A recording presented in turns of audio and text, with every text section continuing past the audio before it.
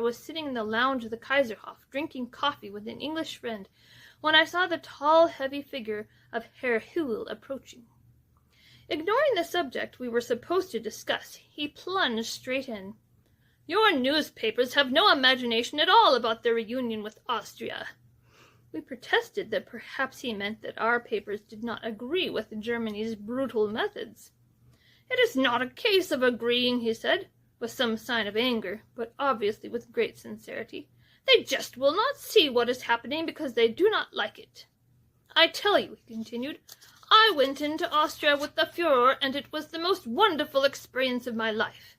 There were thousands upon thousands of them, all on their knees in the streets with tears streaming from their eyes."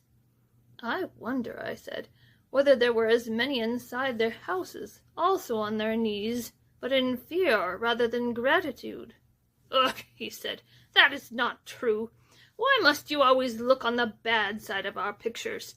I just could not believe it when I came back from Vienna and read your English papers. No imagination or understanding, just your incessant attitude of a governess scolding." Then he suddenly burst out, "You should have seen the Führer tonight. I have just had dinner with him in the Chancellery, and afterward he kept going over to the map of Austria and holding it in his hands and saying, 'Tell me again, Hügel, is it true that Austria has come back to Germany, that Austria is mine?'" "Yes, but look here," we both exclaimed. "What did Hitler promise? His memory is very short." "You do not understand the Führer," he said emphatically. "No, that's true enough," we exclaimed, and I saw an angry look cross his face as he realized we were smiling.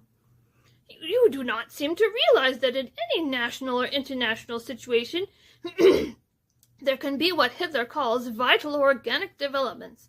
If a complete change comes, as in Austria, from within, then of course the Führer must meet that change.